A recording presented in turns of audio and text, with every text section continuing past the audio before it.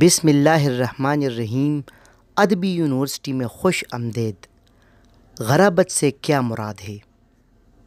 غرابت نقص کلام ہے اور یہ شاعری کی اصطلاح ہے۔ کلام میں غیر مانوس اور ذوق سلیم پر گرا گزرنے والے الفاظ و مرکبات کے استعمال کا نقص غرابت کہلاتا ہے۔